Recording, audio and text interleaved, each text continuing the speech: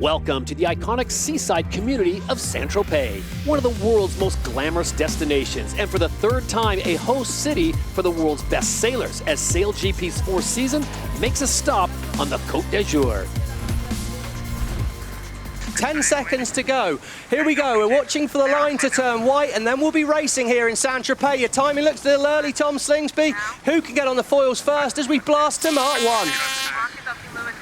Oh, I think Australia just kept himself behind the line, but New Zealand out the middle of the line. They're going to be fast in towards Mark 1 from here. They've got a great angle. Can they hang on and roll round the top of the Germans? Oh, there's a bit of action top left-hand side of screen. Spain looked like they turned right in front of the Canadians. The Canadians that should have had the right of way in that situation. Got to expect a penalty coming here. Here we go. We're going to get to see what happened here. Canada, well, they had the right of way there, but he's manoeuvring. Oh, my Lord, look at the turn there. Wow. That's incredible scenes out there on the water. I mean, that we're going to have to ask a little bit more detail. The right of way looked to be with the Canadians, but they were turning direction here. On board. So with one hole in the air, it is New Zealand that wins race number 1 here at the France Sail Grand Prix Day 1, Saint-Tropez. A second place finish is a great way to start their campaign here on the Med. Composure. Okay, nice hustle. It's all about your timing now, though. Spain look a little bit early at the bottom of our screen, and France coming through at the top of the screen. Line turns white, penalty Germany, penalty Spain. Early start penalty Spain and Germany, no delayed starters. They're going to need to drop back in the pack from there, and the French, well, they're going to be leading away at Mark 1.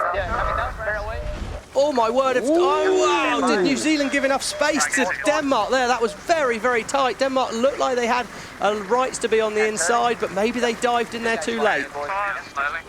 3-time reigning and defending champions win race 2 in France. Some finish for the fans there. There's a lot of them in the shoreline, as we can see, scattered the whole way along the Saint-Tropez shoreline. They'll love seeing the hometown favourites coming in, and look how close the finish line is to the Adrenaline Lounge and to all the fans on the shore in Saint-Tropez. Good viewing today. 10 seconds to go to the start. Here we go, the crew's winded up. They've got the line in sight. Who's got their timing right as the line's about to turn white? Go, and we are clear start. Great start by Emirates New Zealand, France and USA. Emirates Great Britain out the bottom of the line. They look like they're going to have a fast inside line, but Emirates, can they hang on? Okay, working up here. Looking at that downwind leg for our leading teams, we can see just how much the USA stretched ahead. Almost 50 kilometers an hour average speed, while the Danish and GBL were down at 47. All teams doing one maneuver, but the British, look how far they sailed, only 1 kilometer, and that is a huge difference from 1.5, clearly showing that the breeze shift that they got massively shortened distance ahead. Nice, guys. Race number 3, Spithill and Company will take the victory on the Mediterranean. Denmark, good, solid, consistent day out there, though. Nice work, boys. Nice one, Hans. Nice one, Julie.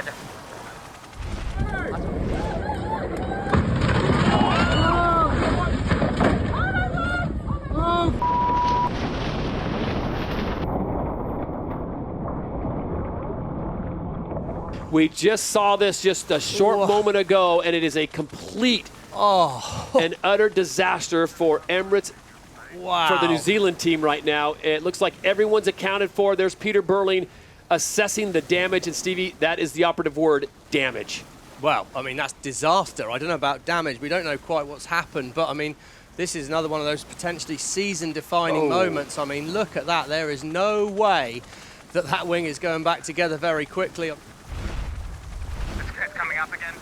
How is the timing looking? I think they're late. The Australians look good, well positioned, expect the line to turn white, and we'll be go on day 2 here in Saint-Tropez. Brilliant start out the middle of the line for Canada, Australia and Great Britain on the inside. I think are going to be able to hold on to that inside line and should lead us away around Mark 1. Just try and make the Spanish push life hard when we can. Hannah, there you go. Hannah, the strategist. She's thinking about the overall points there. She'll have the results in her mind, and she'll know that the Spanish are a threat for that final. They're the boat behind, so they make it hard. How do you make it hard? You try and block the wind to your boat behind you, because if you can give them disturbed, turbulent air, it's impossible to go as fast. Race number 1 on Championship Sunday goes the way of Emirates GBR.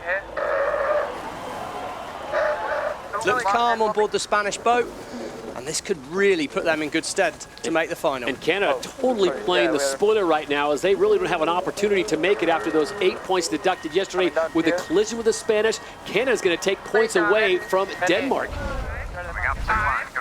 Here go Canada, they turn the boat aggressively.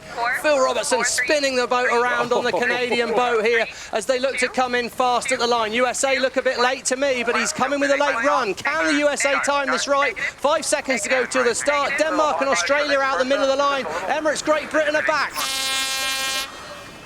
It's now a fast sprint here. What timing from Jimmy Spittle on board USA, but can he hang on? He's got a slower angle to Mark 1 for here. It's just straight line, sailing across the breeze, and Rockwell, Denmark, there they go. They speed her up, and they're looking to roll over the top.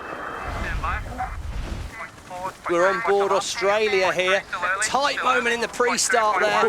That was a big aggressive luff from the British, but Slingsby responded quick enough, got away. No love lost there. Here we are on board the front of the British boat. We can see now Australia must keep clear. Right, flag that. Yep, flag that. Dangerous, Australia, penalty. Pretty clear instructions from Ben Ainsley to the umpires there as to what he thought was happening, or should be happening more like. The 3-time reigning and defending champions, the Aussies, come to race 5 in Saint-Tropez and pick up a win. Denmark has the right of way at the mark. He can slow the British up if he wants to. He's going to try and make it hard here. What does the Danish need to do? I think he just needs to finish 4th. He's taking him. Here we go. He's pushing the British off. Not enough, though. Ainsley keeps the boat flowing. Ainsley's boat will foil first. Emirates Great Britain from here. They should be able to get up on the foils and lead in 3rd place, but it's tight to the finish. And Denmark, oh my word, if Germany can get Denmark, that could be crucial for Denmark. That could be it. That could have been a huge mistake by the Danish to try and hunt the British. I think if they'd finished 4th, it would have been enough. Emirates GBR with just enough speed as they cross the line in 3rd place, and it is Germany that grabs 4th place. Australia very aggressive from Slingsby here. He's going to look to park the British boat. As soon as those boats overlap, if they do, the British will have to keep clear. It's really, really tight. Has Ainsley timed it right? The Australians can't hook them. Ainsley looks early back to the line here. It's aggressive match racing. Watch for the line to turn white. Oh, that was so tight on the gun, and the Spanish are late. The Spanish late at the top of the line will have a faster angle. Looks like a clear start, and Slingsby's aggression's paid for him. The British are going to struggle to get over the top from here at Mark 1. It should be the Roos in 1st place. Great Britain's foiling faster than the Australians. Can they come alongside? If they can get overlapped alongside, the Australians are going to have to keep clear. Here we go, Australia have got to get out of the way. Crucial moment here. It's going to be a protest from Ainsley. Look at him. Oh, there's no drama with the acting skills there from Ainsley. What a moment. Brilliant move. He's got the wind blocked. Emirates GBR comes sailing back, and they pass the Flying Roos. Give the win to Emirates GBR in Saint-Tropez. Yep. Nice. Awesome work. Nice. Well done, mate. Look at these numbers, and you know what? GBR really deserved to win this, because not only were they the fastest boat on the water by 1 kilometre an hour, they also sailed the shortest distance and stayed up on the foils longer than both of the other teams, while still doing an extra manoeuvre. So we expected some big gains and losses, and I think we saw that for all of the teams. And we just had to hang in there and keep the sailing the best we could. I think the team did a great job all weekend, making the best of what we had, and Hannah, as always, trying to get us in the right spot on the race course and reading the breeze, which was incredibly hard out here. So, as always, great team effort.